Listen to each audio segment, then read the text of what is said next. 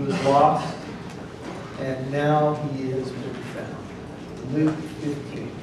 This has been called the greatest short story in all the world, and I would be in wholehearted agreement with it. Luke 15. The story is told as part of a 3-panel parable that Jesus gives in response to the grumbling of the Pharisees and a question that was within their grumbling. Notice what happens. Luke 15:1 says, "Now all the tax gatherers and the sinners." So you could take those two groups of people as the worst of the worst. Turncoats to Israel, ripping off their own people. There's the tax gatherers. And the sinners included everybody who was considered morally evil. Prostitutes, swindlers, thieves, you name it. There they were, and they were coming near him, to Jesus, to listen to him. And both the Pharisees and the scribes, there's the teachers of the law, began to grumble. They murmured, and they said, "This man receives sinners and eats with them." Now, in response to that murmuring, Jesus told 3 parables that are really one. You should see them as one parable with 3 panels. The first parable, notice, is about a lost sheep. It's 1 out of 100, and the shepherd goes and seeks out the one and leaves the 99 until he finds it. The response is rejoicing. Then it goes up and it kind of escalates. Now it's 1 coin in 10. And a woman has lost that coin, and she searches for it diligently, and when she finds it, then there's a party, then there's rejoicing. And now we escalate all the way to now a lost son, one of 2 sons who will be sought out and received by his father. Jesus said, "The Son of Man has come to seek and to save that which is lost." Why did he receive sinners? Just because he liked spending time with people who lived on the edge? No. He had come to seek and to save that which was lost. So his purpose for receiving them was to what? Bring them salvation. So it wasn't just that he hung out with edgy people, but his desire was to bring them salvation. And notice as he begins now the story of the lost son, he conveys this beautiful, majestic scene. And he said, Luke 15:11, "A certain man had 2 sons." And you'll notice that as the story unfolds, the younger will become the centerpiece of the story. "And the younger of them said to his father," Luke 15:12, "Father, give me the share of the estate that falls to me." And he, the father, divided his wealth between them. Now, in doing a little research on the way that this would work, it would be very much like in our day where if you had children, you would divide up your estate in your last will and testament. That's how they did it in Israel. But in Israel, according to the law of Moses and the writings in Israel, the firstborn basically got 2/3 of the estate, and the youngest got about 1/3, or around 30%.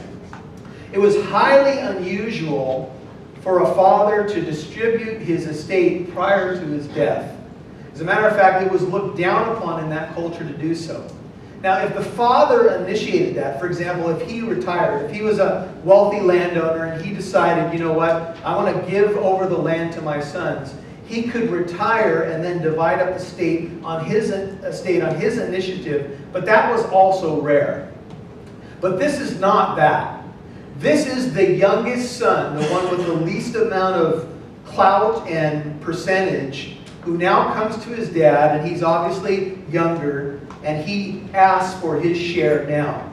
He says, "I want my part now. Give me," look at verse 12, "give me," we've all been there, right? "Give me. I want it now. Give me what belongs to me." And you have to look at the father and say, why did he do it? You know, if you look at the verse, there's not much commentary on Jesus. It says, by Jesus, it just says, "Father, give me the share of the estate that falls to me." And he responded. End of 12, he divided his wealth between them. He said, okay, if that's what you want. Even though implicit in this text is the idea that the son is really detaching himself from his family.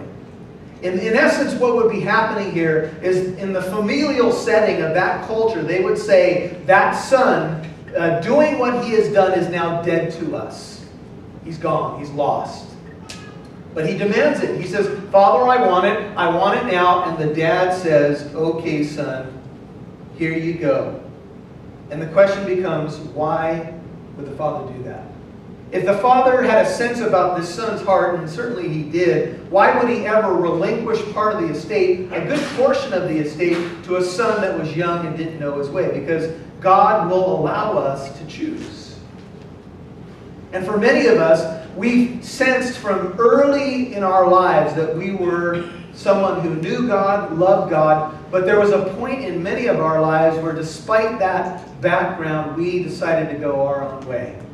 And we took the gifts and the wealth and the blessings that God had bestowed upon us, and we decided to move away from our Father. And we too, many of us, journeyed to a distant land. And God will allow you to go your own way. If that's what you want to do. Now, we could all argue that there could be limited free will. Jonah knows that, right? You know, Jonah took off the other way, and finally God created a custom situation with a custom fish to get his attention. God can do that. But in most cases, if you look at life, if you decide that you want to rebel, if you decide that the world looks better to you, you're sick of accountability, you're sick of, answering to the Father, you're sick of the daily chores and being out working in the field, then the Father will say to you, okay, if you want to go your own way, go. And so once the younger son had the means, well, it didn't take long, because look at verse 13. Not many days later, the younger son gathered everything. Jesus is telling the story. He gathered everything together, all this stuff, and he went on a journey into a distant country. It didn't take long. Once the younger son had the means and, quote-unquote, the approval, he was gone. He packed his things, and he took off. And here, if you look at the idea of a distant country, in this setting, it would be outside of the Jewish world. So the son has gone into Gentile territory. You'll see that when he attaches himself to a landowner who tells him to feed the pigs. He's gone. He doesn't want anything to do with that setting, that culture. He wants to go somewhere where people don't know him, somewhere where he can live it up, somewhere where he can taste the, living. So there he goes. He's out of there. And I think his quick packing of his bags, the father already knew that his heart was already distant. He was chomping at the bit. And he was gone. And he went on a journey into a distant country. And there he squandered his estate, everything that his father had given him, with loose, if you have an NIV, it says wild living. The ESV says he was reckless. So whatever he decided to do with the gold that he had in the bag, or whatever he had, he lived it up. He was reckless. He was loose. We don't know everything. It's been depicted in some movies and telling of the story that he was partying and he was, doing all the things that we know that sometimes people do who get themselves in trouble. So there he was. Maybe he even bought a bunch of friends with his money. And he was living the high life. He was the new kid in town with lots of dough. And lots of bought friends, I would imagine. But as soon as the money ran out, the Bible tells us that he squandered it. And now when he had spent everything, 14. Notice two disasters strike him simultaneously. He had spent everything, 14. And a severe famine occurred in that country. And he began to be in need. Not only did he spend everything that he had been given from his father, but now in a dual disaster, a famine hits that land that seemed so promising, that land that seemed to be able to deliver what he didn't have at home, the glitz, the glamour, the lights, whatever it was. Man, it looked so promising. If I could only go over there. If Dad would only give me, if I could only be free from all this monotony and stuff I've got to do here at home. And there he went, but man, he squandered his money, and now there was a famine. He was desperate.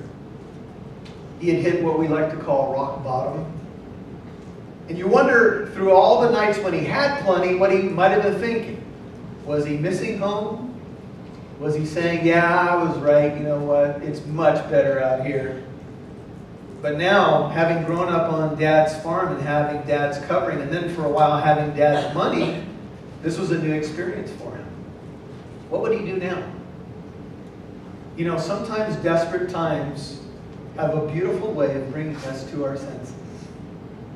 Because we go out, and many of us, if not all of us, we've had seasons where we try to run from God. We are prone to wander. And we think, you know, somewhere else I'm going to find, away from this accountability, away from whatever, you know, we talk about, I'm going to find something that's going to make me happy. And so off we go.